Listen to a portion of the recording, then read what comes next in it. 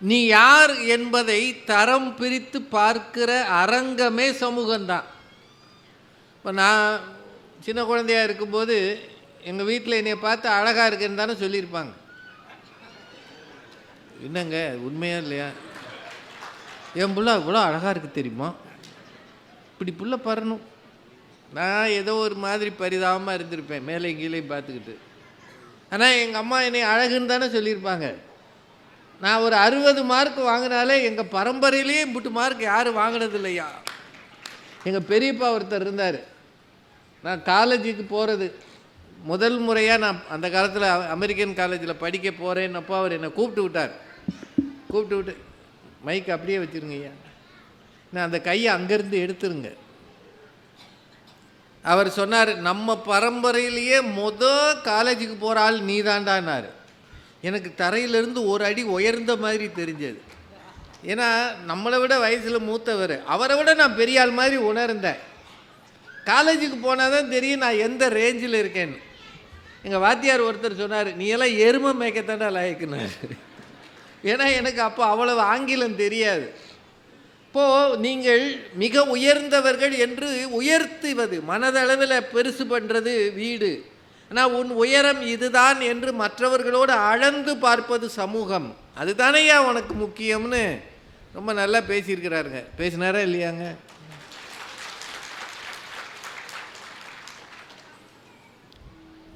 இப்போ 2 ஆண்களும் உருகி உருகி பேசிட்டாங்க. ஆண்கள் சொல்கிற எதையுமே ஒத்துக்காத பெண்கள். என்ன சில பேர் மட்டும் ரொம்ப பாதிக்கப்பட்டிருக்கிறார். ஏதாவது ஒன்று உங்கள் வீட்டில் சொல்லுங்கள், அந்த அம்மா ஒத்துக்கிருச்சுன்னா அந்த காலண்டரை கிழித்து அந்த தேதியை பத்திரமா எங்கேயாவது ஒட்டி வைங்க. என் வாழ்க்கையில் மிக முக்கியமான நாள் இந்த தேதி தான் நீங்கள் பின்னாடி வரும் சந்ததிகளுக்கு சொல்லலாம். நீங்கள் சொல்லி பாருங்கள், அந்த அம்மா ஒத்துக்கிற. ஆமாம் ஆமாம், உங்கள் புத்தி எப்போவுமே இப்படித்தானே இருக்கும். ஏய் நான் என்னம்மா தப்பாக சொன்னேன், என்னைக்கு சரியாக சொல்லியிருக்கீங்க. நான் என்ன சொன்னேன், எதுவுமே சொல்லாதீங்க. ஏம்மா இப்படி கோவப்படுற, நான் பேசினாலே உங்களுக்கு பிடிக்க மாட்டேங்குது. கடைசியில் என்ன சொன்னோன்றதே மறந்து போயிடும். அப்படித்தான் பெண்கள் நம்மளாம் பாடாப்படுத்துகிறாங்க. என்னங்க அது உண்மையா இல்லையாங்க? இவ்வளவு ஆண்கள் உட்காந்துருக்கீங்க, ஒன்றும் கூட ஒருத்தருக்காவது அந்த பயம் இல்லையா? 1000 மேடையில் பேசுகிறார் ராஜகுமார் கருணாநிதி. வீட்டில் போய் பேச சொல்லுங்க பார்ப்போம். என்ன இன்னைக்கு வாய் ஜாஸ்தியாக இருக்கு, என்ன நேற்று 4 இன்ச்சு இன்னைக்கு 42 இன்ச்சாக இருக்குது. அந்த அம்மா என்ன வாய் ஜாஸ்தியாக இருக்குன்னு கபார்னு உட்காந்துருவார். இப்போ நாங்கள்லாம் இங்கே மணி அடித்தா கூட பேசுகிறாங்கல்ல, மணி அடிக்காமலே வாயை மூடுற ஒரே இடம் வீடு தானேயா. பயந்து கிடக்குறாங்கல்ல. இப்போ 2 பெண்கள் வேற பேச தயாராக இருக்காங்க. வாங்கம்மா. விழுப்புரம் புத்தக திருவிழாவினை மிக சீரோடும் சிறப்போடும் பொறுப்போடும் புனிதத்தோடும் ஏற்பாடு செய்து நடத்தி கொண்டிருக்கும் மாவட்ட நிர்வாகத்தை சார்ந்த சான்றோர் பெருமக்களே, இந்த அருமையான பட்டிமன்றத்தின் நடுவராக வீற்றிருக்கும் எங்கள் மரியாதைக்குரிய சகோதரர் நடுவர் அவர்களே, ஒரு மாபெரும் மாநாடு போல இங்கே திரண்டிருக்கின்ற ரசிகர் பெருமக்களே, உங்கள் அனைவரையும் வணங்கி மகிழ்கின்றோம். புத்தகங்கள் வாசிப்பதற்கானவை மட்டுமல்ல, அவை உலகை நோக்கி நம்மை அழைத்து செல்லும் சாலைகள் என்று சொன்னார் ஒருவர். ஒவ்வொரு புத்தகங்களும் ஒரு குழந்தை போலத்தான், மிகுந்த வலியோடு தான் பிறக்கின்றன. அதனால் முடிந்தவரை அவற்றை மடியில் வைத்து கொஞ்சுங்கள் என்று சொன்னார் ஒரு கவிஞர். அப்படிப்பட்ட புத்தக திருவிழாவை விழுப்புரம் மாவட்டத்தில் மிக சிறப்பாக நடத்தி கொண்டிருக்கிறார்கள். நடுவர் அவர்களே, ரொம்ப அருமையான ஒரு தலைப்பு. இளைஞர்களின் முன்னேற்றத்திற்கு காரணம் வீடா சமூகமானு கேட்டிருக்கு. எனக்கு முன்னால பேசின கருணாநிதி இருக்காரு, அந்த பேரை சொல்லவே சங்கடமா இருக்கு. ஒரு அருமையான பெரியவருடைய பேர். இவர் வந்து முன்னுக்கு பின் முரணா பேசிட்டு போய் உட்கார்ந்துருக்காரு. சரி. நடுவர் அவர்களே, வீட்டில் உள்ளவங்க பிள்ளைகளை ஒப்பிட்டு பேசுவாங்களாம். இவன் கொஞ்சம் நல்லா இருக்கான், அவன் கொஞ்சம் சரியா இல்லைன்னு. இதெல்லாம் எந்த ஊர்லயாவது நடக்குமா ஐயா? நடக்காது. எந்த தாயாவது எந்த தகப்பனாவது தன்னுடைய பிள்ளையின் அழகை ஒப்பிட்டு பார்த்து வருத்தப்பட்டிருக்காங்களா? கிடையவே கிடையாது. காக்கைக்கும் தன் குஞ்சு பொன் குஞ்சு, அப்படித்தான் சொல்லுவாங்க இல்லையா? இப்ப கருணாநிதி வீட்டுல கூட என்ன நடந்திருக்கும் சின்ன பிள்ளையில? அவர் என்ன காக்கைன்றீங்க? இல்ல, அவர் சின்ன பிள்ளையா இருந்திருக்கேன், என்ன நடந்திருக்கும்? சின்ன பிள்ளையா இருக்கும்போது அடி வாங்கியிருப்பாரு. அடி வாங்கியிருப்பாரா? அவரை சொல்லியிருப்பாங்க அவன் அம்மா, என் புள்ள கட்டையா குட்டையா இருந்தாலும் அந்த அகத்தியர் மாதிரி அறிவாளியா இருப்பாங்க. அப்படித்தான் ஒவ்வொரு தாயும் சொல்லுவா. இல்ல இதுல பாராட்டு இருக்க மாதிரி தெரியல. பாராட்டு தான் நடுவர் அவர்களே. இல்ல இல்ல இல்ல இல்ல, நான் நம்ப மாட்டேன். விழுப்புரம் நம்பாதியாது. நடுவர் அவர்களே, குடும்பத்தில் உள்ளவங்க என்னைக்குமே ஒப்பிட்டு பார்த்து பிள்ளைகளை தாழ்வு மனப்பான்மைக்கு உண்டாக்க மாட்டோம். ஆனா சமூகம் அதை செய்யும். பள்ளிக்கூடத்துல படிக்கின்ற காலத்துல பாருங்களேன், நாடகமோ ஒரு டான்ஸோ நடக்குதுன்னா பள்ளிக்கூடத்தில் உள்ள டீச்சர்ஸ் பிள்ளைகளை செலக்ட் பண்ணுவாங்க பாருங்க. செவப்பா வெள்ளையா இருக்கிற பிள்ளைகளா பார்த்து எடுக்கிறது. அப்ப எங்களை மாதிரி கருப்பா இருக்கிற பிள்ளைகளா எங்கேயா போறது?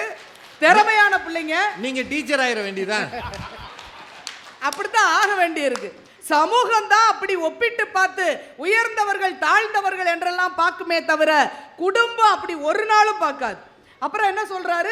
பெரியவங்க அவங்களுடைய கனவுகளை எல்லாம் பிள்ளைகளுக்கு திணிப்பார்கள் அப்படின்னு சொல்லிட்டு கொஞ்ச நேரம் கழிச்சு என்ன சொல்றாரு? எந்த வீட்லயாவது பேச்சாளர் பிள்ளை பேச்சாளர் ஆயிருக்கான்னு கேட்டார்.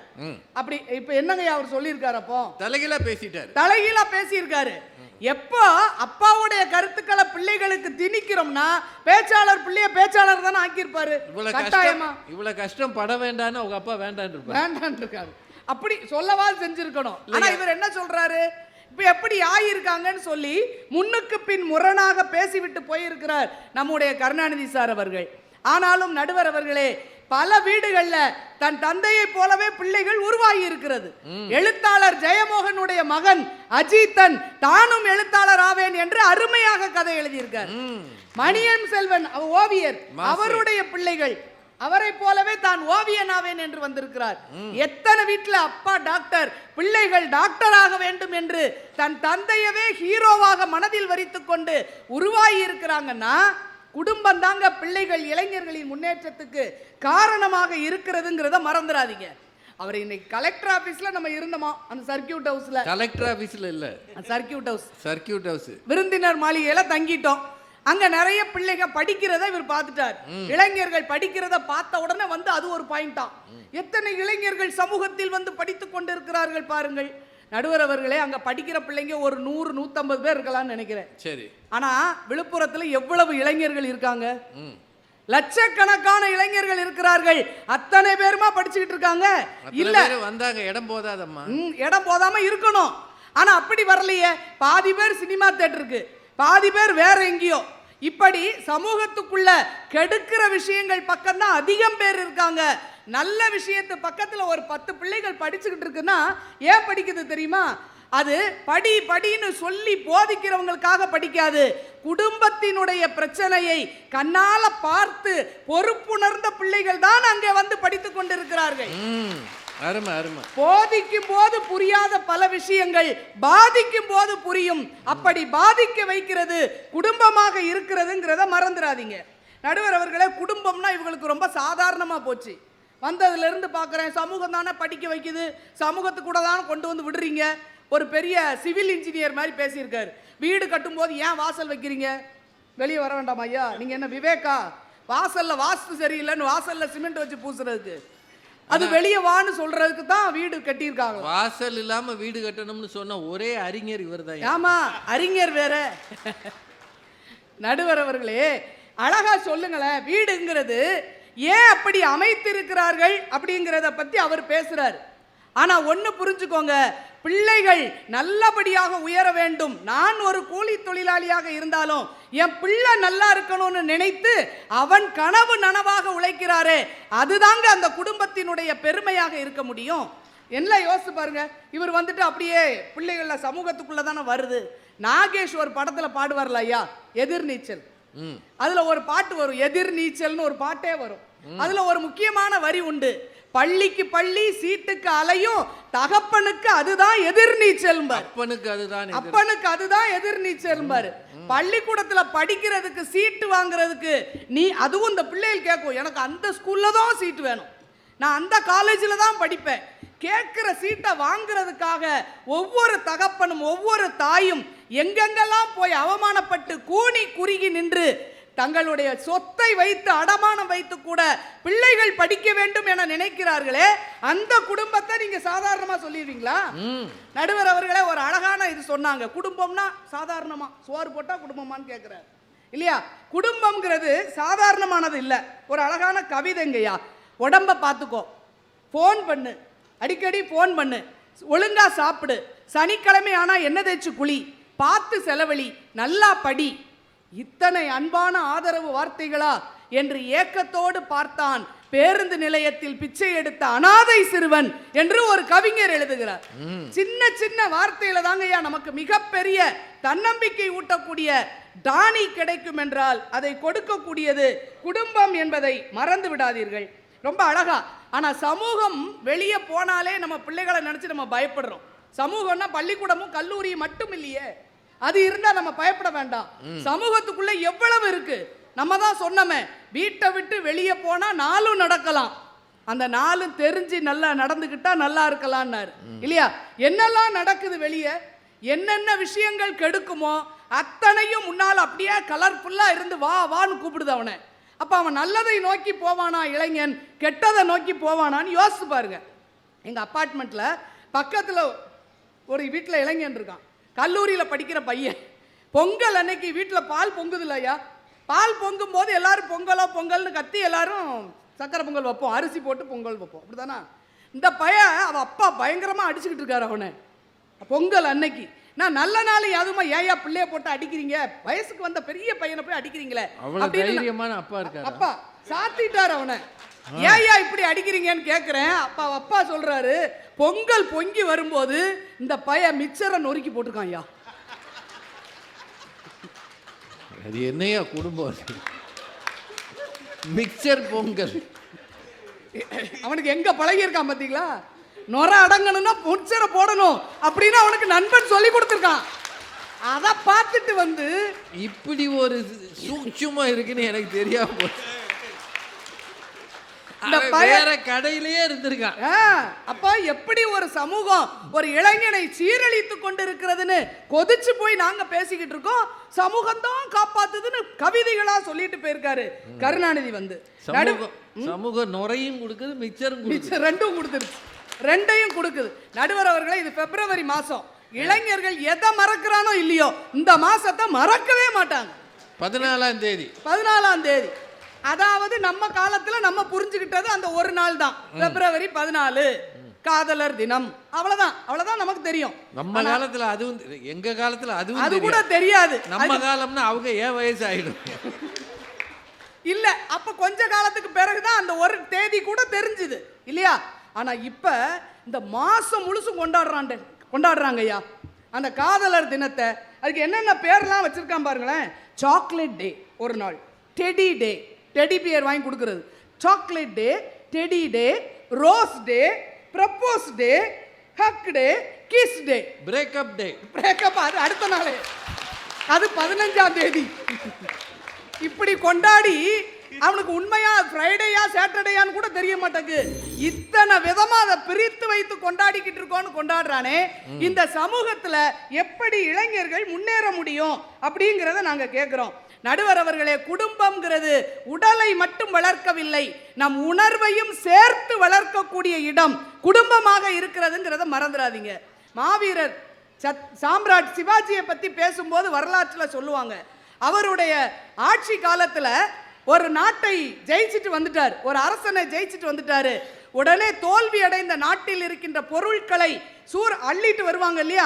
அப்படி கொண்டு வந்த போது ஒரு தளபதி வந்து சிவாஜி கிட்ட பேசினார், மாவீரர் மன்னர் அவர்களே, மாமன்னர் அவர்களே, உங்களுக்கு ஒரு அருமையான பரிசை நாங்கள் எடுத்து வந்திருக்கிறோம்னார். அப்படியா, என்ன பரிசு கொண்டு வந்திருக்கீங்கன்னு சிவாஜி ஆர்வமா கேட்டார். உடனே ஒரு பல்லக்கை திறந்து விட்டார்கள். உள்ள ஒரு அழகான பொண்ணு உள்ள இருக்கு. எதிரி நாட்டில இருந்து தூக்கிட்டு வந்திருக்காங்க, ஜெயிச்ச நாட்டில இருந்து. அதை பார்த்துட்டு சிவாஜி கொஞ்ச நேரம் அப்படி நின்னாராம். நின்று விட்டு சொன்னார், என் தாய் இப்படி ஒரு அழகாக இருந்திருந்தால் நானும் பேரழகனாக பிறந்திருப்பேன் அல்லவா என்று சொன்னாராம்.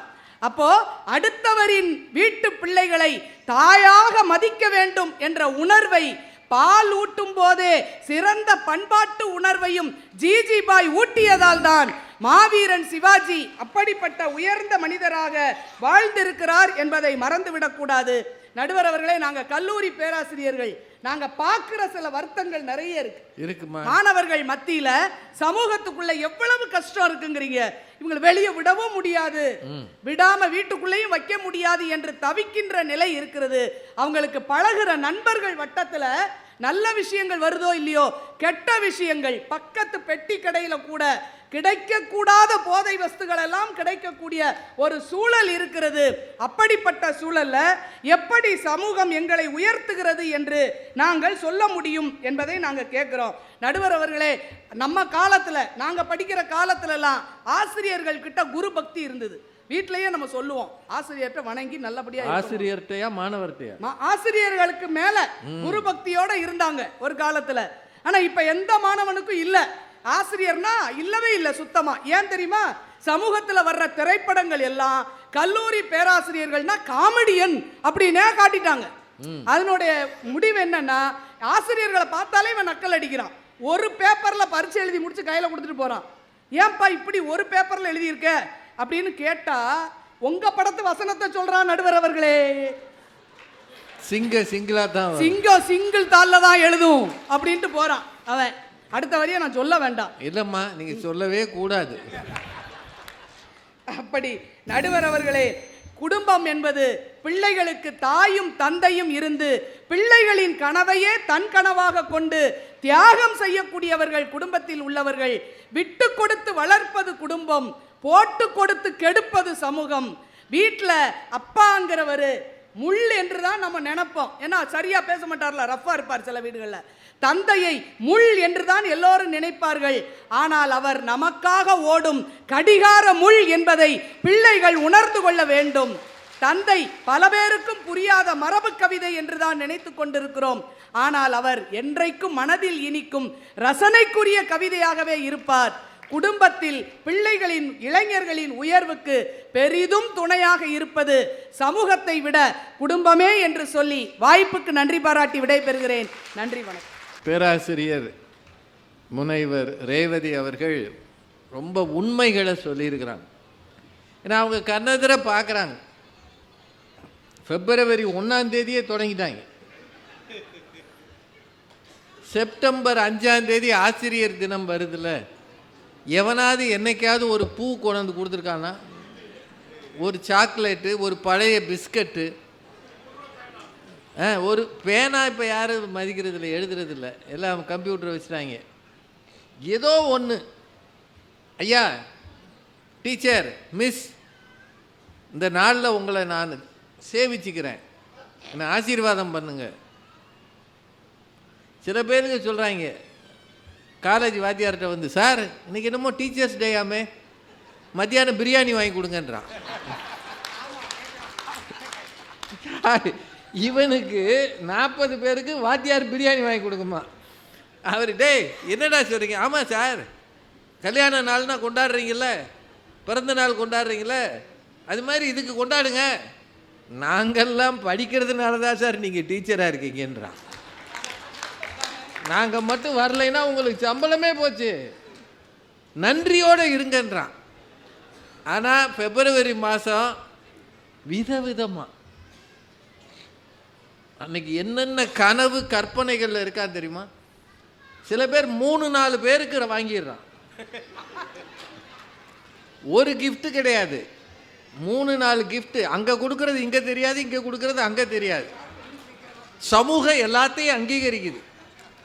அந்த பொண்ணு நினைக்குது, இவன் எனக்கு மட்டும்தான் கொடுத்துருக்கான் அப்படின்னு. என்ன கொடுமையா இது? குடும்பத்துக்குள்ளே இந்த சில்மிஷம் பண்ண முடியுமா? என்னங்க அவங்க சொன்னது உண்மையா இல்லையாங்க?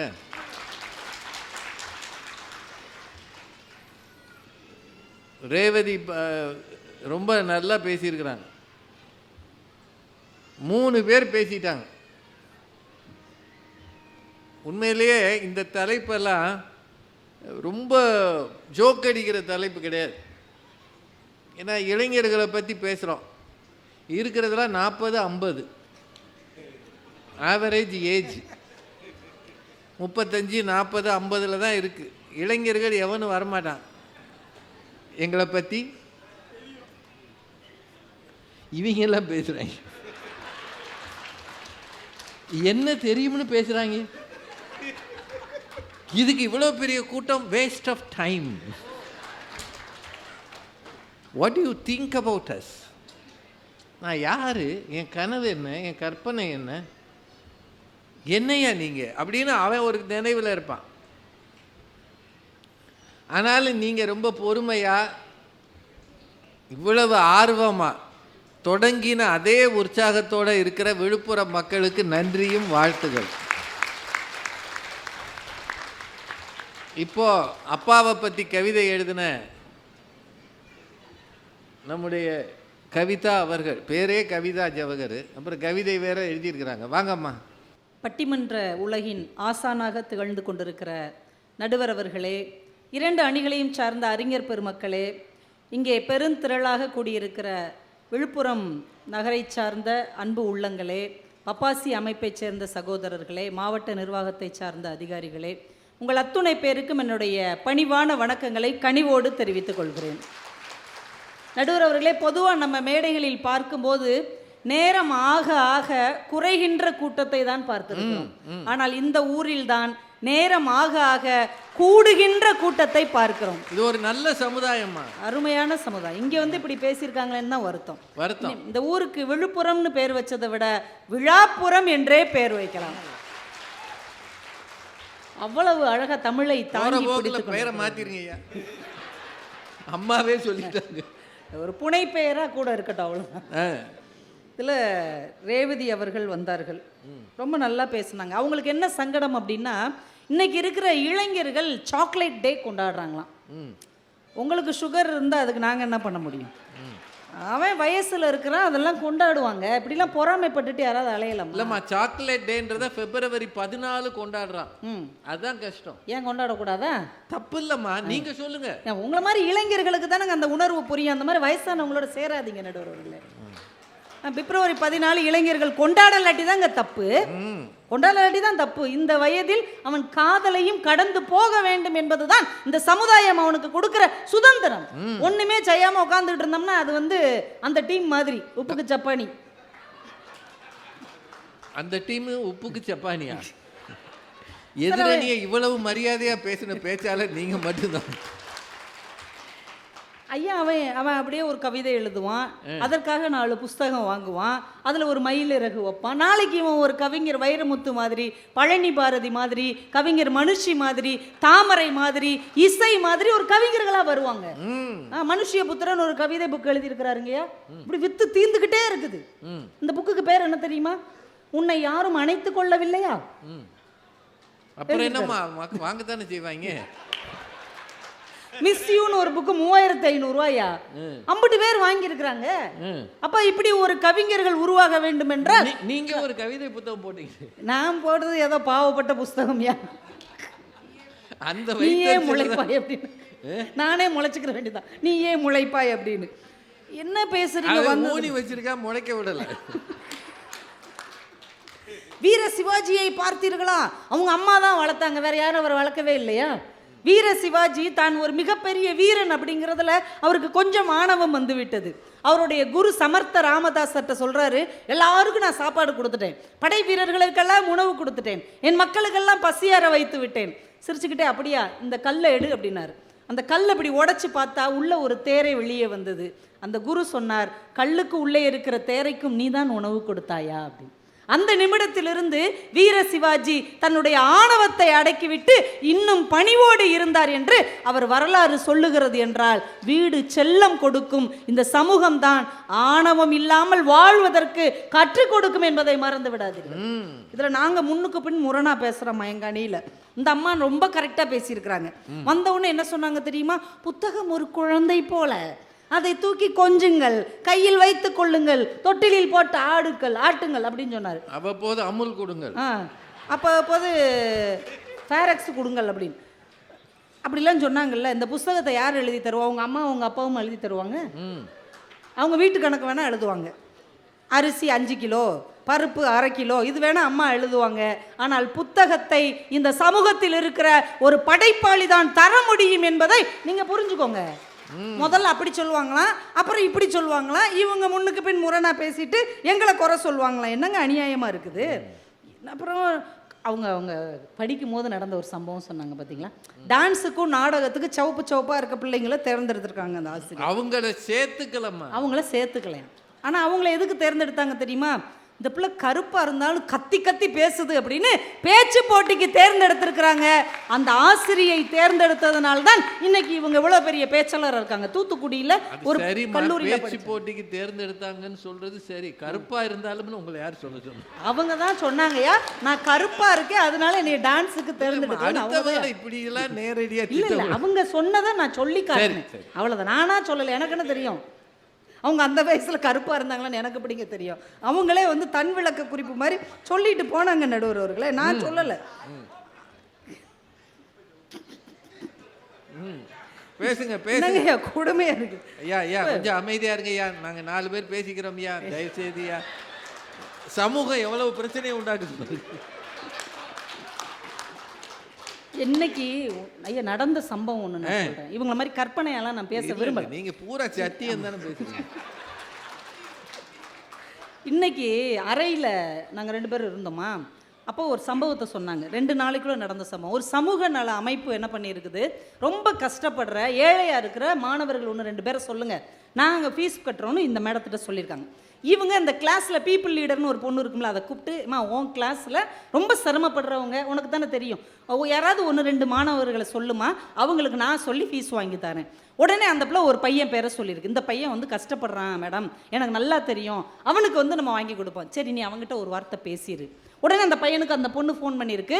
அந்த பையன்கிட்ட கேட்டிருக்குது, உனக்கு ஃபீஸ் நாங்கள் கட்டிடட்டுமா, நம்ம தமிழம்மா மூலமாக ஒரு வாய்ப்பு வருது. அவன் சொல்லியிருக்கான், எனக்கு ஃபீஸ் கட்டுறது கஷ்டம்தான், ஆனால் பரவாயில்ல, கொஞ்சம் கஷ்டப்பட்டாவது எங்கள் வீட்டில் கட்டிடுவாங்க, ஆனால் நம்ம வகுப்பில் இன்னொருத்தன் இருக்கிறான்ல, அவனுக்கு ஃபீஸ் கட்டுங்க, அவனுக்கு தான் அப்பா இல்லை, அம்மா கஷ்டப்பட்டு வேலை பார்க்குறாங்க, அவனுக்கு கட்டுங்க. அந்த பொண்ணு இவங்களுக்கு ஃபோன் பண்ணி சொன்னோன்னே இவங்க சொன்னாங்க, எனக்கே கண் கலங்கிருச்சு, இந்த காலத்து பிள்ளைங்க எவ்வளவு சமூக அக்கறையோடு வாழ்ந்து கொண்டிருக்கிறார்கள் என்று சொன்ன அதே வாய்தான் இந்த மேடையில் வந்து குடும்பம் தான் உங்களை காப்பாற்றும், சமூகம் தெருவில் விடுன்னு சொல்லலாமாமா? சொல்லல. இல்லைன்னா அந்த கதையை என்கிட்ட சொல்லாமே ரூம்ல இருக்கும்போது தேவையில்லாம பேசக்கூடாது, வாயை மூடிட்டு இருக்கணும். அது பரவாயில்லன்னா ஒரு சினிமா பாட்டை வேற சொல்றாங்க, வீட்டை விட்டு வெளியே வந்தால் நாளும் நடக்கலாம், நாளும் தெரிஞ்சு நடந்துக்கிட்டா நல்லா இருக்கலாம். இது யாருக்கான பாட்டு? இந்த சமூகம் 4ஐயும் தரும், 4ஐயும் எவன் ஒருவன் கற்றுக்கொள்கிறானோ அவன் தான் நல்ல இளைஞனாக இருக்க முடியும் என்று இந்த சமூகம் தானே கற்றுக் கொடுத்திருக்கிறது. என்னம்மா கொலை வெறியோட பேசுறீங்க? இதில் எங்கள் ராஜ்குமார் சார்லாம் நல்ல மனிதர், நல்ல ஆசிரியர், இங்கே வந்தால் தான் பேசுவார், வீட்டில் பேசவே மாட்டார். நீங்களே சொன்னீங்களே, முடியாது. இங்கே தான் எல்லாம் கைத்தட்ட வச்சு பேசுவார், அங்கே அப்படி கையை கட்டிக்கிட்டே உட்காந்துருப்பார். ஏன்னா அவங்க வீட்டில் யார் இவர் பேச்சை கேட்பதே இல்லை. ஆனால் ஒவ்வொரு மார்ச் மாதம் வரும்போது என்கிட்ட சொல்லுவாருங்கய்யா, இந்த மார்ச் மாதம் வந்தாலே எனக்கு படபடப்பாக இருக்குது, படப்பிடிப்பாக இருக்கும்பார். ஏன் சார் அப்படின்னா, பிள்ளைங்க பாஸ் ஆகணும்ல, பிள்ளைங்க நல்ல மார்க் எடுக்கணும்ல. எனக்கு ரொம்ப ஆச்சரியம், இவங்க பிள்ளைங்க பள்ளிக்கூடம் முடிச்சு சில வருடங்கள் ஆயிடுச்சு, இன்னும் எந்த பிள்ளைகளை சொல்கிறீங்கன்னு கேட்டபோது அவர் சொன்னார், என்கிட்ட படிக்கிற 40 பிள்ளைங்களும் நல்ல மார்க் எடுக்கணும்ல, எனக்கு அவங்களுக்காக நான் சாமி கும்பிட்றேன். இல்லாட்டி அவங்க ஹெட் மாஸ்டர் திட்டுவார்ல. அதுக்காக இல்லை சார், எல்லா பிள்ளைகளையும் உலகத்திலேயேங்க யாரோ பெத்த பிள்ளையை தன் பிள்ளை என்று நேசிக்கிற ஒரே இனம் ஆசிரியர் இனம் மட்டும்தானங்க. இந்த ஆசிரியர் இனம் சமூகத்தில் தானே இருக்கிறாங்க. அவங்கள வச்சுக்கிட்டு நீங்கள் வந்து இப்படியெல்லாம் பேசுகிறீங்கன்னா எவ்வளவு அதிர்ச்சியாக இருக்கிறது. வீரமுத்துவேல் ஐயாவை பற்றி சொன்ன உடனே இந்த ஊர்க்காரங்க பூரா கை தட்டுறாங்க. தட்டினாங்கல்ல, ஏன் தட்டினாங்க? அவங்க குடும்பம் தானே தட்டணும். ஆனால் ஏன் விழுப்புரமே தட்டுகிறது? ஒரு வீரமுத்துவேல் ஜெயித்தால் எங்கள் விழுப்புரம் மாவட்டமே ஜெயித்ததற்கான அர்த்தம், எங்கள் தமிழ்நாடு ஜெயித்ததாக அர்த்தம், எங்கள் தேசம் ஜெயித்ததாக அர்த்தம். அதான் நாங்கள் இந்த சமூகம் அதைத்தானே வெளியே கொண்டு வருகிறது. பிரக்ஞானந்தோடைய அம்மா பிரார்த்தனை பண்ணிக்கொண்டே இருந்தார்கள், ஒரு அம்மா தன் பிள்ளை ஜெயிக்க வேண்டும் என்று பிரார்த்தனை பண்ணுகிறார்கள் என்றால் அதில் ஒரு சின்ன எதிர்பார்ப்பு இருக்கும். என் பையன் நல்லா வந்துட்டோம்னா என் குடும்பம் நல்லா இருக்கும், சுயநலம். எனக்கு ஒரு வீடு கட்டி கொடுப்பான், ஒரு கார் வாங்கி கொடுப்பான், நாம நல்லா இருக்கலாம். ஆனால் அதே நேரம் இந்திய தேசமே அந்த பையனுக்காக பிரார்த்தனை செய்தது, இவன் மூலமாக எங்கள் தேசம் ஒரு படி உயர வேண்டும் இந்த விளையாட்டில் நாங்கெல்லாம் பிரார்த்தனை பண்ணமே. அதுக்கு என்ன காரணம்? அவன் நமக்கு வந்து வாங்கி ஏதாவது சம்பளம் தர போறான்னா அந்த கோப்பையை நம்ம கண்ணில் அந்த பிள்ளை வந்து காட்ட போகுதா? இல்லை, பார்த்தா கேட்டுருவீங்க போல. கேட்க மாட்டோம். யார் ஏதோ எங்க நாட்டில் எந்த பிள்ளை ஜெயித்தாலும் அது எங்களுடைய பிள்ளை என்று நினைக்கிற எண்ணம் இந்த சமுதாயத்தின் குணம் என்பதை தயவு செய்து நீங்கள் புரிந்து கொள்ள வேண்டும். நூலகம்லாம் வீட்டில் இருக்குதாங்க. இந்த புத்தக கண்காட்சியிலேயே 1-2 புத்தகம் அம்மா அப்பா வாங்கி தருவாங்க. ஆனால் அதை சின்ன நூலகம் தான் நீங்கள் வைக்க முடியும். எல்லா புத்தகங்களும் கிடைக்கிற இடம் இந்த சமூகம் தானே.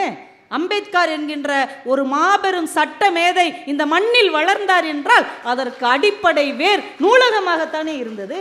அது எந்த வீட்டில் இருக்குது? நூலகத்துக்குன்னு ஒரு அறை எங்கேயாவது இருக்கா? பூஜைக்கு அறை இருக்குது, சமையலுக்கு அறை இருக்குது, வரவேற்பறை இருக்கிறது.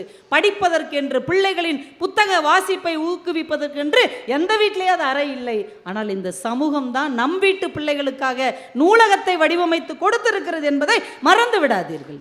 அந்த பொண்ணு நந்தினியை பற்றி மாற்றி மாற்றி பேசுகிறாங்க. ராஜ்குமார் சார் ஊன்னு பயங்கரமாக கவிதையெல்லாம் சொல்லி சொன்னார். அந்த பிள்ளை 600க்கு 600 எடுத்துச்சுல்ல. அதுக்கப்புறம் என்ன நடந்ததுன்னு உங்களுக்கு தெரியுமா? தெரியாது. பரீட்சையில் அடுத்த கட்டம் இருக்கு இல்லையா, கல்லூரி படிப்பு. பிஎஸ்ஜி கல்லூரி கோயம்புத்தூரில், அது மிகப்பெரிய கல்லூரி. அங்கே அந்த பொண்ணு படிக்கிறதுக்கு சேர்ந்துருக்குது. பிகாம் ப்ரொஃபஷனல் அக்கௌண்டிங் சேர்ந்துருக்குது. பிஎஸ்ஜி காலேஜ் கோயம்புத்தூர்னா அது எவ்வளவு செலவாகும், ஹாஸ்டல் ஃபீஸ் எவ்வளவாகும், அவங்க அப்பா கூலி தொழிலாளின்னு அவர் தான் சொன்னார். இப்போ அந்த பிள்ளை அங்கே போய் எப்படி சேர்ந்துச்சு? அந்த கல்லூரி தானாகவே முன்வந்து ஒரு ஏழை குடும்பத்தில் ஒரு பெண் இவ்வளவு பெரிய சாதனையை செய்திருக்கிறாள், இனிமே அவங்க கஷ்டப்படக்கூடாதுன்னு அவள் ஃபீஸ்லேருந்து, ஹாஸ்டல் ஃபீஸ்லேருந்து எல்லா செலவையும் அந்த கல்லூரி. ஸ்டேட் ஃபர்ஸ்ட் வாங்கினா கவர்மெண்ட்டே பணம் கொடுக்குமா? கொடுக்குறாங்கல்ல. எத்தனை பேர் அந்த வீட்டுக்கு போய் எல்லாம் வைரமுத்து ஐயா தங்க பேனா கொடுத்தாரியா? முதல்வர் எவ்வளோ பெரிய பரிசு கொடுத்தார்? நம்ம விஜய் அண்ணா வைர நெக்லஸ் கொடுத்தாருங்கய்யா அந்த பொண்ணுக்கு.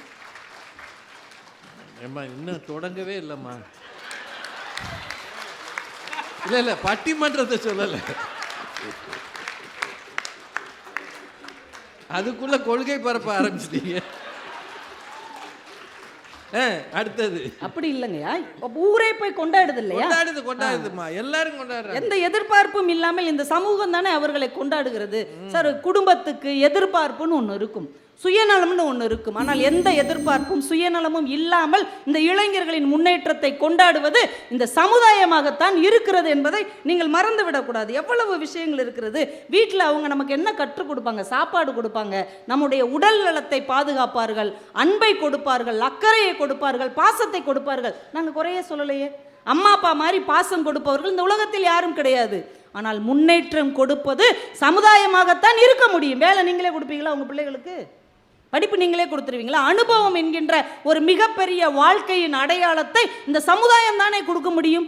யோசிச்சு பாருங்க. இந்த நாட்டில் நடக்கிற ஒவ்வொரு விஷயமும் நமக்குள்ளே ஒரு மலர்ச்சியை ஏற்படுத்துகிறது இல்லையா? ஒரு கவிதைங்க, அமுத பாரதின்னு ஒருத்தர் ஹைக்கு ரொம்ப நல்லா எழுதுவார். அவர் புத்தகம் இருந்து அவங்க பிள்ளைங்களுக்கு வாங்கி கொடுங்க. 3 வரியில் எழுதுறார். இந்த கவிதையை படித்த எந்த ஒரு இளைஞனின் மனசுக்குள்ளேயும் ஒரு சின்ன மலர்ச்சி ஏற்படத்தான் செய்யும். என்ன கவிதை தெரியுமா? சின்ன கவிதை. கவனியுங்கள், நத்தை கூட சுவடு பதிக்கிறது.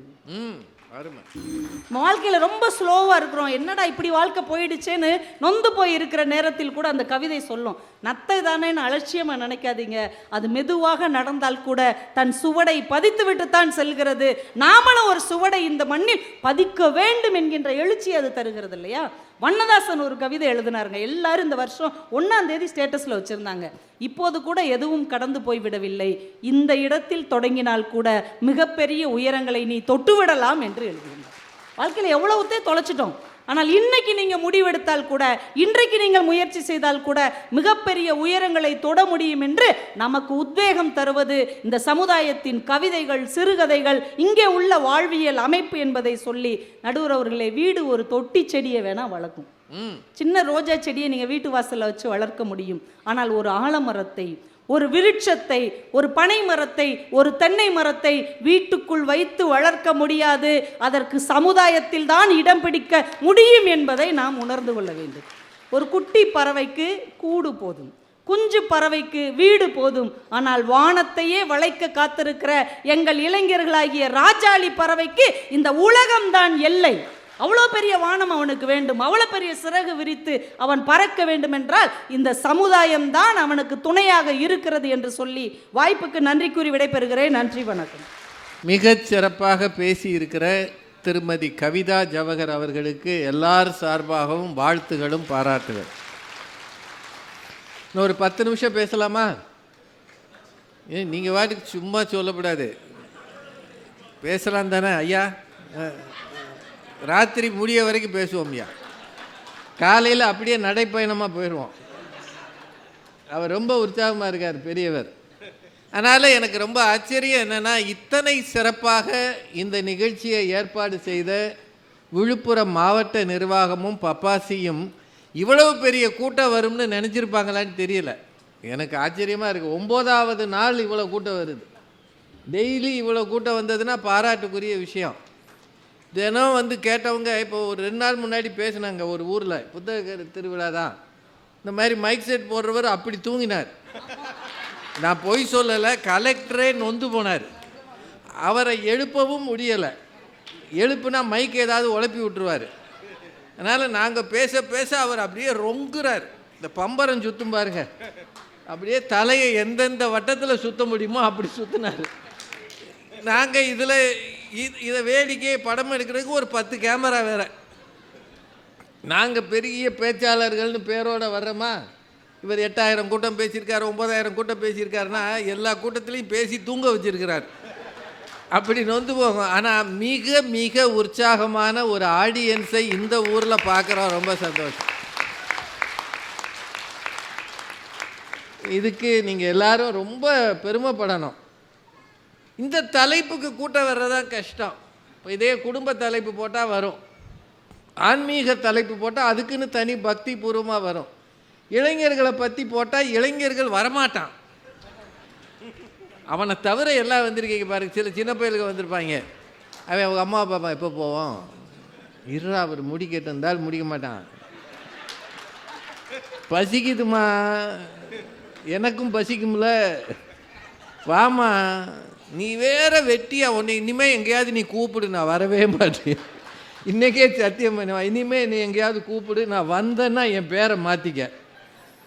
இப்படி பயலையும் சேர்த்து அழைச்சிக்கிட்டு வந்து அவனுக்கு சமாதானம் சொல்லி முடிச்சிருவாரா? கொஞ்ச நேரம்டா, டேய் 4 நல்ல விஷயம் கேட்கணும்டா. இவர் நல்லதாக பேசுகிறாரு, என்னென்னமோ பேசுகிறாரு, எனக்கு ஒன்றுமே புரிய மாட்டேங்குது. I can't understand. இப்படி பயல்களை தட்டி தூக்கிட்டு வந்து உட்கார வைக்கிறது இருக்கு பாருங்க, இது யாருங்க செய்கிறது? யார் செய்கிறது? அம்மா அப்பா தானே. எனக்கு தெரிய நீங்கள் திருக்கோயில்களுக்கு அழைத்து கொண்டு போவது பெருமை, அவர்களுக்குள்ள ஒழுக்கமும் பக்தியும் வளரும். ஆனால் புத்தக திருவிழாவுக்கு அழைத்து வருகிற பெற்றோர்கள் இருக்கிறீர்களே, நீங்கள் தான் அறிவுலகத்தின் கதவுகளை திறக்கிற ஆசான்களாக இருக்கிறீர்கள். அதற்காக அந்த பெற்றோருக்கு பிள்ளைகளை கூட்டிகிட்டு வாங்க, அவனுக்கு புரியலைனாலும் இருக்கட்டும், நொய் நொயின்னு கத்துனாலும் வச்சிருங்க. சினிமாவில் போனாலும் அவன் என்னத்தையோ பார்க்குறான். இங்கே இருக்கிறதுக்கு பாதி அவனுக்கு தெரியாது, கேட்காது, புரியாது. ஆனாலும் அந்த இடத்துல இருக்கிறான்றதே நல்ல விஷயம் தானே.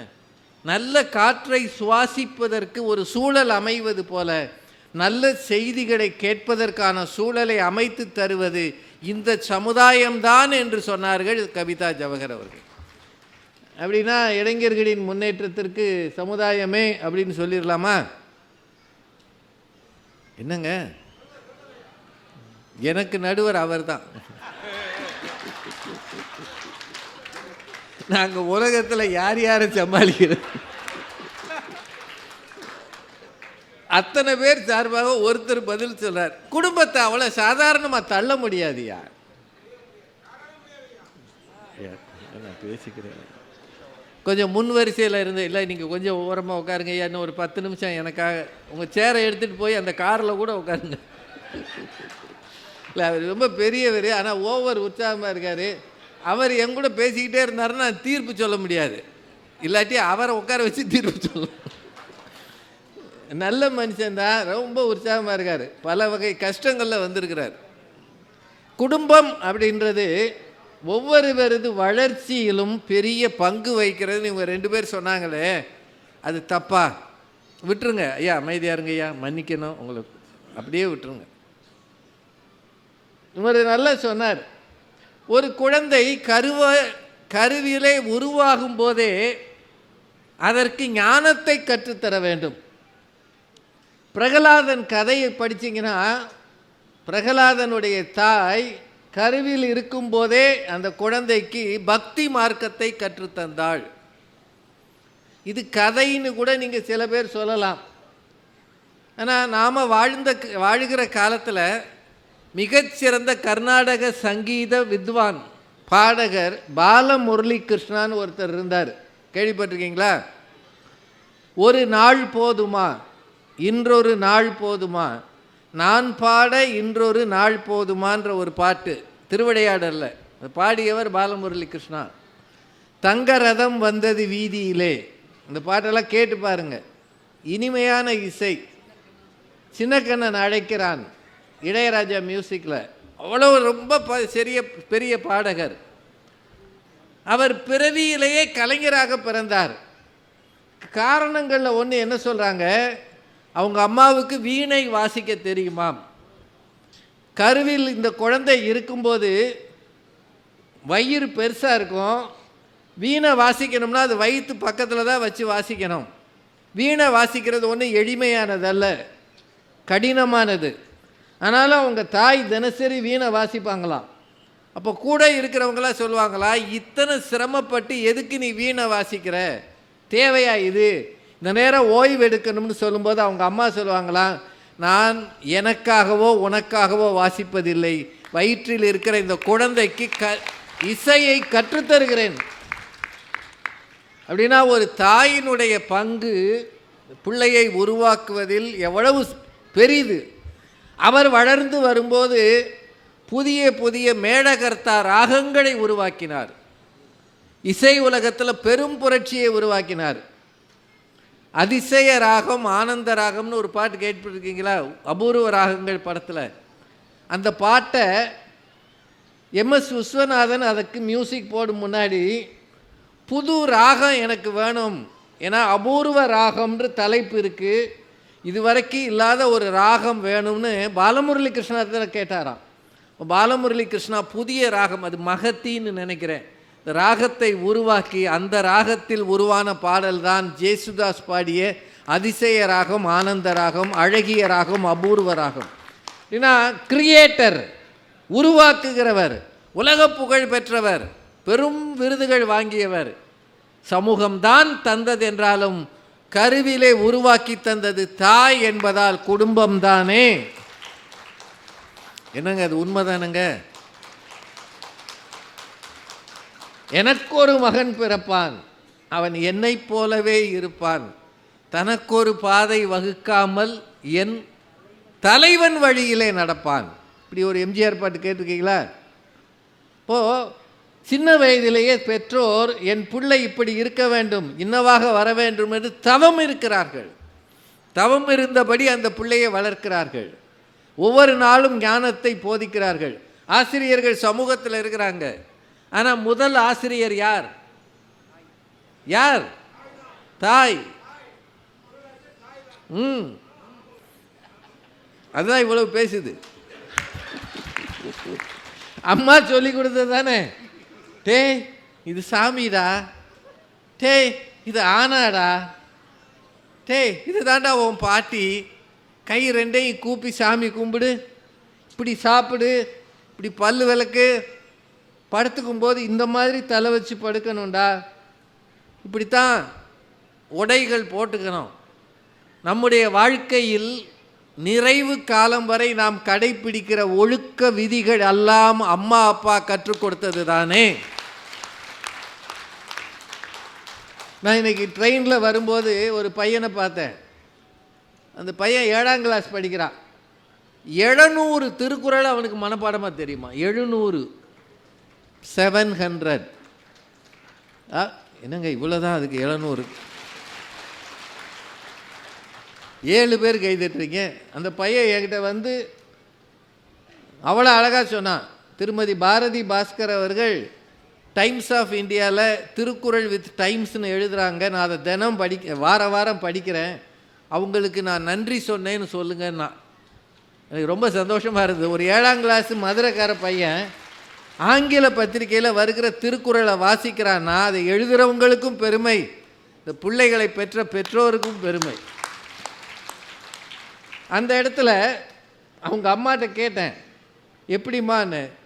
சின்ன வயசுலேருந்து இவன் துருதுருன்னு இருப்பான் சார், ரொம்ப ஓவர் ஆக்டிவாக இருந்தான், இவனுக்கு ஏதாவது ஒன்று செஞ்சு கொடுக்கணும்னு ஆசைப்பட்டேன். சின்ன வயசுலேயே திருக்குறள் சொல்லி கொடுத்தேன். இன்றைக்கி 700 திருக்குறள் படிச்சிருக்கான், பொருளோடு சொல்லுவான், கதை மாதிரி சொல்லுவான்னு அவங்க பெருமையாக பேசினாங்க. அந்த பையன் நான் விழுப்புரத்தில் இறங்கும் முன்னாடி என்கிட்ட வந்து நன்றி வேற சொன்னான். என்னோடு பேசியதற்கு, படம் எடுத்ததற்கு நன்றினா. இந்த இங்கிதங்களை, இந்த மரியாதைகளை கற்றுத்தருவது யார்? யார்? அப்பா தானே, அம்மா தானே. அப்படின்னா குடும்பம் தானே சின்ன வயதிலிருந்து ஒருவரை உயர்த்துகிறது. அது எல்லாத்தையும் விட இளைஞர்களாக ஆகும்போது இந்த சமூகம் பல வகை கரங்களை நீட்டி அவர்களை இழுக்கிறது. பொங்கலில் மிச்சர் போட்டிருக்கான் பாருங்க, எங்கேயாவது இது நடந்துச்சான்றது எனக்கு தெரியலையா, ஆனால் நடந்திருந்தா அந்த அப்பா எவ்வளவு நொந்துருப்பாரு. அவன் எங்கேயோ பார்த்துருக்கானையா, பொங்குறத அடக்கிறதுக்கு மிக்சர் தான் வழின்னு நான் இதுவரைக்கும் கேள்விப்பட்டதே இல்லை. ஆனால் இதை ஒரு பேராசிரியர் சொல்லும்போது எனக்கு அழுகையே வந்துருச்சு. இப்படிப்பட்ட பிள்ளைகளுக்கு பாடம் சொல்லி கொடுக்குற பரிதாப நிலையில் பேராசிரியர்கள் இருக்காங்களேன்னு தோணுச்சு. சமூகத்தை பார்க்க கொஞ்சம் பயமாக இருக்கு. உங்கள் பிள்ளைகள் வெளியில் போயிட்டு திரும்பி பத்திரமா வரணுன்ற பயம் உங்களுக்கு இருக்கா இல்லையா? ஒவ்வொரு பெற்றோர்கிட்டையும் நான் கேட்குறேன், இருக்கா இல்லையா? போகிற மாதிரி அதே உணர்வோட, உடையில் அழுக்குப்படலாம் ஐயா, வெளியில் போனால் உடையில் அழுக்குப்படும், ஆனால் மனசில் அழுக்குப்பட்டு வந்தானா தெரியாது ஐயா, வெளியில் தெரியாமல் போயிடும். சமூகம் அத்தனை அழுக்குகளை இந்த பிள்ளைகள் மீது வீச தயாராக இருக்கிறது. அவர்கள் பார்க்கிற ஊடகங்கள், அவர்கள் போய் கடைகளில் நிற்கும்போது அவன் கூல்ட்ரிங்க் வாங்க வந்தானா, கூல் சிப்பா, கூல் லிப்பு, அது வாங்க வந்தானான்னு நமக்கு பயமாக இருக்குயா. நமக்கு கண்ணுக்கு தெரிந்தது எல்லாமே நல்லது தான்யா, ஆனால் நல்லது என்று நாம் பார்ப்பதின் பின்னாலே பல பொல்லாதது ஒட்டி கொண்டு ஒழிந்து கொண்டு இருக்கிறது. இதுதான் சமுதாயம் என்று இவர்கள் கதறுவதில் உண்மை இருக்கிறதா இல்லையா? நீங்கள் தாங்க சொல்லணும், எனக்கு தெரியாது. நான் இவங்க என்ன சொல்கிறாங்க, வீட்டுக்குள்ளேயே உட்காந்துருந்தா நீ ஒன்றும் வளர முடியாது. நாங்கள் 4 பேர் வீட்டில் உட்காந்து பட்டிமன்றம் பேச முடியுமா? இதனால் சகல மாணவருக்கு தெரிவிப்பது என்னவென்றால், இளைஞர்களின் முன்னேற்றத்திற்கு என்ன காரணம் என்று இப்போது நான் பேசுகிறேன். அப்படின்னா என் பையன் ரூமில் வச்சு பூட்டிகிட்டு போயிடுவான். ஒரு மணி நேரம் கழித்து வந்து திறந்து விடுறேன், இந்த ஆளெலாம் திருந்தவே மாட்டான். எங்கேயாவது இடம் கிடைக்கலைன்னா வீட்டில் உட்காந்து உளறான், மைக்கு இல்லைனாலும் பேசுகிறான். ஏம்மா நீ வேணா டீ போட்டு கொடுமா, ஏன்னா இவ்வளவு அறிவோடு யாரும் பேச மாட்டாங்க. பக்கத்து வீட்டுக்காரங்க கம்ப்ளைண்ட் பண்ண போகிறாங்க, இது என்ன குடும்பமாக. இந்த மிருதங்கம் இந்த மாதிரி வித்வான்கள் வீட்டு பக்கத்தில் இருந்தீங்கன்னு வைங்க, அவருக்கு எப்பப்போ தோணுதாலும் அப்போல்லாம் டமார் அவர் ப்ராக்டிஸ் பண்ணாருன்னா ஒரு பேர் தூங்க முடியாது, திடீர்னு தடன்னு வாசிப்பார். ஆனால் அது ஒரு கலைஞனியா, கலையை நாம் ஒரு சில நேரம் ரசிக்கலாம். இந்த இவர் இப்போ என்ன நடையில் வாசிக்கிறாரு, இதுதான் இந்த பாட்டில் வந்துச்சு அப்படின்னு கூட யோசிக்கலாம். நாங்கள் பேசினோம்னா எத்தனை நாளையா கேட்குறது? எந்த பேச்சாளருக்கு வீட்டில் மரியாதை இருக்காது, இருக்குங்களா? இப்போ ராஜகுமார் அவங்க வீட்டம்மா போன உடனே உலகம் சுற்றிய தமிழரே வருக, ஊரில் இருப்பவர்கள் உயிரை உறிஞ்சிய தமிழரே வருக, மணியடித்தாலும் பேசிய மன்னனே வருக, அந்த துண்டை இங்கே தருக அப்படின்னா சொல்லுவாங்க. போய் தூங்கியா வெள்ளனே, ஒரு நாள் விடுறதில்ல, ஊரை சுற்றிக்கிட்டே திடுறது. இந்த பிள்ளைகளோட நான் உட்காந்து கஷ்டப்படுறேன் அப்படி தானே சொல்லுவாங்க. பேசினவங்களுக்கு வீடும் மரியாதை தராது, நாங்கள் என்ன மாதிரி ஒன்று பேசிட்டோம்னா சமூகமும் மரியாதை தராது. எப்படா ஒருத்தர் விழுவான்னு திட்டுறதுக்கு தயாராக இருக்கும். இதையும் மீறி தாயா இந்த பொது வாழ்க்கையில் திரியணும். அதானங்க உண்மை. இங்கே கிடைக்கிற கைதட்டல்கள், பாராட்டல்கள் எல்லாமே எங்கேயோ ஒரு சிலரின் பொறாமையை உருவாக்குகிறதுன்றதான் உண்மை. சொந்தக்காரனும் பொறாமப்படுவான், பப்ளிக்லேயும் பொறாமை. இவங்களுக்கெல்லாம் இது தேவையா அப்படின்னு 4 பேர் பேசுவான். நம்ம பேசுகிற வரைக்கும் மரியாதை. எந்திரிச்சு விழுந்தோம்னு வைங்க, கைதட்டுறதுக்கு சமூகம் தயாராக இருக்கிறது. உண்மையா இல்லையா? நான் சொல்கிறது நேர்மையாக யோசிச்சு பாருங்க.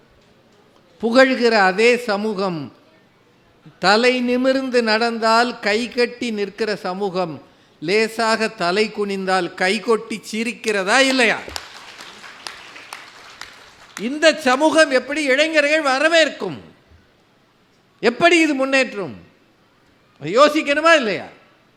அதுதான் இவர் என்ன சொல்றாரு, இல்லைங்க மேலே உயர்கிற அந்த பையனுக்கு கீழே இருக்கிற மெத்தை அதை நம்பித்தான் அவன் விழுகிறான். ஒருவேளை ஜம்ப் பண்ணி கரெக்டாக ஊனிட்டானா பரவாயில்ல, தடுமாறி விழுந்துட்டானா அப்போது பாதுகாக்கிற மெத்தையாக இருப்பது குடும்பம்தான் அப்படின்னு இவர் சொல்றார். ரெண்டுமே பக்கத்தில் பக்கத்தில் நிற்கிதுங்க. வளர்த்து விடுகிறது இது, ஆனால் உயர்த்தி விடுகிறது இது. இப்போ எதையா சொல்கிறது? ரொம்ப வேடிக்கையாக இல்லை? பிரக்யானந்தான்ற ஒரு சிறுவன் இன்னைக்கு பிரதமரோட போய் நிற்கிறான், முதலமைச்சரோட போய் நிற்கிறான், ஜனாதிபதியோடு நிற்கிறான். 18 வயசு பையனுக்கு உலக அங்கீகாரம் இருக்குது, விமானங்களில் பறந்து கொண்டே இருக்கிறான், உலகம் முழுக்க அப்படியே பார்க்குறாங்க. அவனுக்கு கோச்சிங் கொடுத்தது சமுதாயம்தான். ஆனால் ஒரு வீட்டில் 2 பிள்ளைகளை கிராண்ட் மாஸ்டர் ஆக்க உழைத்தது அந்த குடும்பம் இல்லையா? வீரமுத்துவேல்ற ஒரு இளைஞனை, எங்கேயோ படித்து எங்கேயோ முன்னேறிய இளைஞனை சந்திரயானை சாதித்த பிறகு ஏன் அவங்க அப்பாவை போய் எல்லாரும் பாராட்டுறாங்க? அவர் பெருசாக ஏதோ பள்ளிக்கூடத்தில் தாங்க சேர்த்துருப்பார். அதுக்கப்புறம் இது என்னன்னு கூட அவருக்கு தெரிய நியாயம் இல்லை. வயதில் மூத்தவர். அவர் ஒரு ரயில்வே துறையில் இருந்தார்னு நினைக்கிறேன். ரயில்வேல இருந்து ஓய்வு பெற்ற ஒரு மனிதர். நான் அவரோட ஃபோனில் பேசினேன்.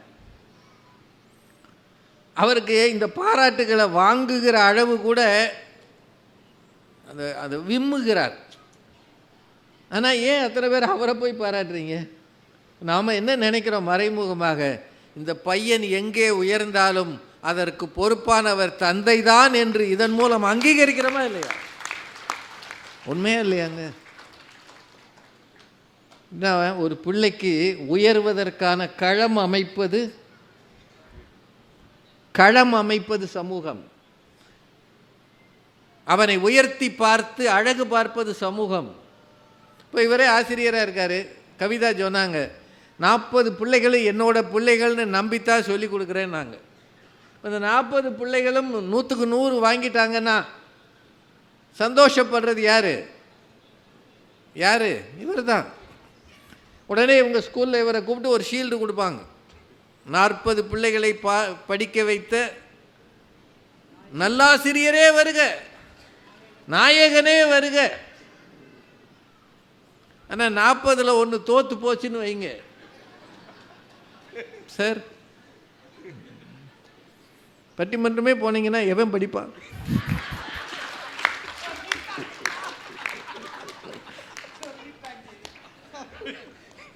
I think you are overusing your privileges. இன்னொரு முறை மாணவர்கள் தோல்வி அடைந்தால் நாங்கள் நடவடிக்கை எடுப்போம். சொல்லுவானா சொல்ல மாட்டானா? அந்நேரம் அவன் என்ன சொல்லணும்? சார் நீங்கள் ரொம்ப சிரமப்பட்டு பட்டிமன்றமும் போய் பயல்களுக்கு சொல்லி கொடுக்குறீங்களே, உங்களை பாராட்டுறோம்னு ஒரு ஆள் சொல்லுமா? எழுதிடுவாங்க. நலம் விரும்பி இந்த பள்ளியில் இந்த ஆசிரியர் வகுப்பெடுக்காமல் சுற்றுகிறார். இது எனக்கு எப்படி தெரியும்ன்றீங்களா? நான் பேங்க்கில் வேலை பார்க்கும்போது பாதி நேரம் மொட்டை வரும். இங்கே ராஜா என்பவர் இருக்கிறார், வங்கிக்கு வருவதே இல்லை.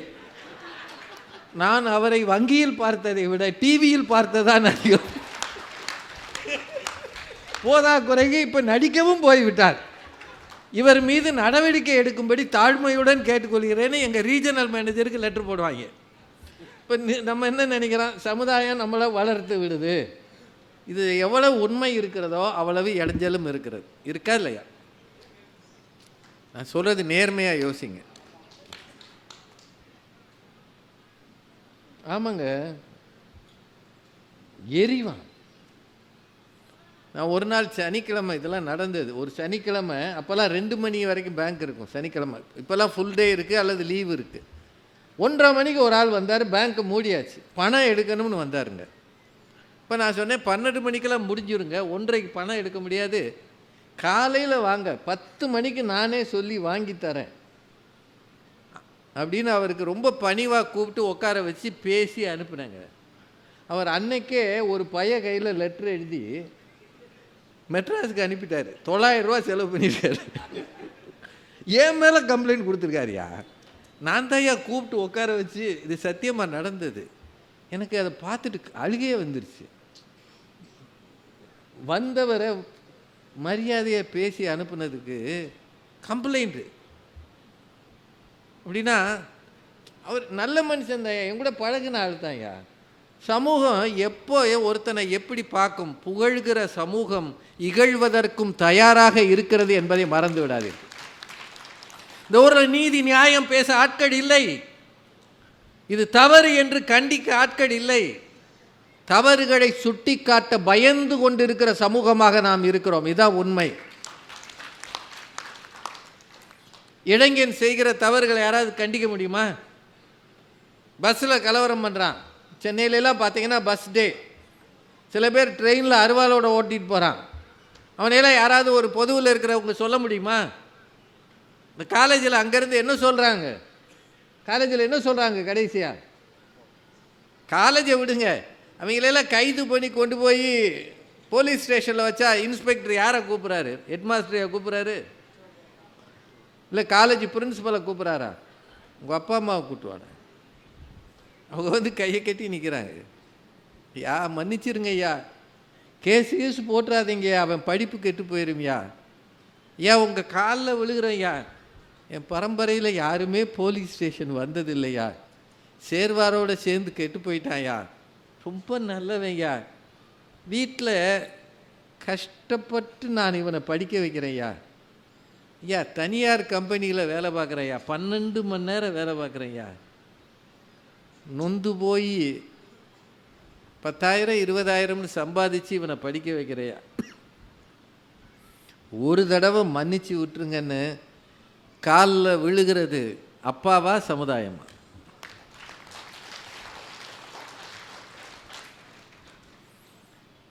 சொல்லுங்க. அன்னைக்கு ராத்திரி அந்த பையனை கூப்பிட்டு வச்சு பக்கத்தில் உட்காந்து, ரே இத்தனை வருஷம் உங்கள் அப்பா 50 வயசு, ஒரு சண்டைக்கு போனதில்லடா, சத்தம் கேட்டால் கூட வீட்டுக்குள்ளே வந்து நிற்பாடுறா, இந்த மனுஷனை போலீஸ்காரர் காலை விழ வச்சுட்டேடா, நீ பெற்று வளர்த்ததுக்கு இதானடா கதின்னு இந்த பையன் பக்கத்தில் உட்காந்து அழுகிறது யாராக இருக்கும்ன்றீங்க? இன்னொரு முறை இது நடந்தால் நானும் உங்கள் அப்பாவும் உயிரோடு இருக்க மாட்டேன்யா, எங்கள் வாழ்க்கையே உன்னைய நம்பித்தாண்டா இருக்குது. டேய் நீ மார்க் வாங்காட்டியும் பரவாயில்லடா, கெட்டு போயிடாதடா, நாங்கள் இருக்க வரைக்கும் உனக்கு சோறு போடுறேன்டா, நீ முன்னேறாட்டியும் பரவாயில்லடா, ஏதோ படிடா, ஃபெயிலாக போனாலும் அப்பா ஒன்றும் சொல்ல மாட்டாரா, நான் அருவாளை தூக்காதடான்னு அழுது புலம்புவது சமுதாயமா குடும்பமா?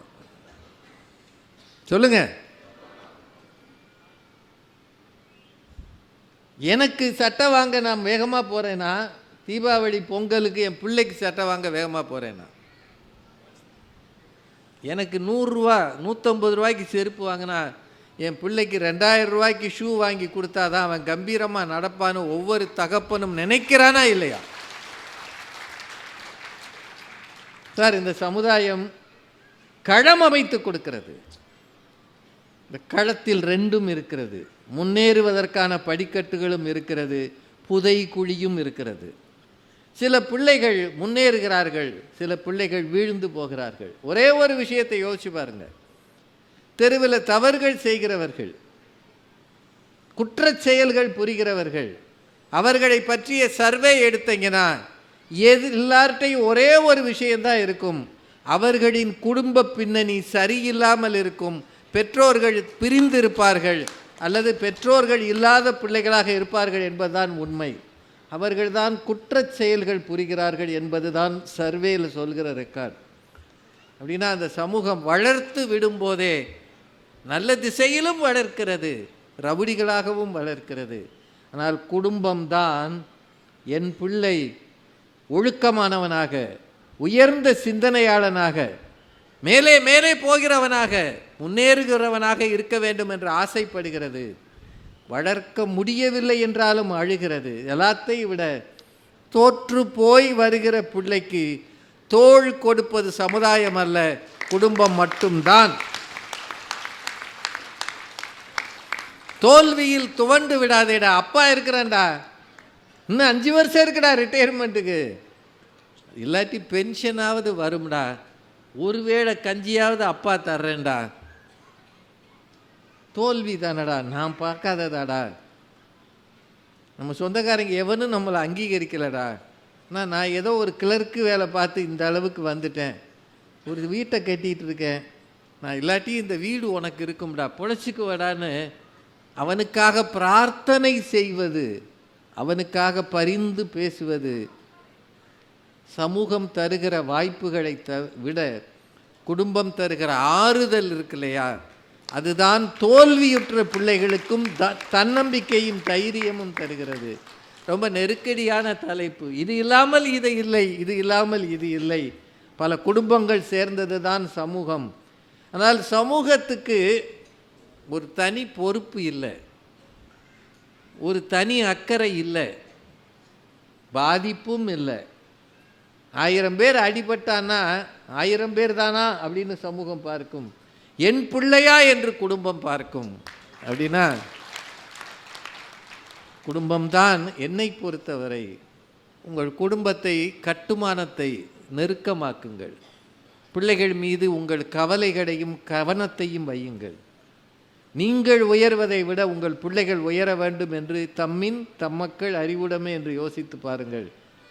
பிள்ளைகளை மீது ஒரு கவனம் செலுத்தி, ஒரு ஆதரவு கரம் நீட்டி, காசு தராதீர்கள், அவர்களுக்காக நேரம் தாருங்கள்.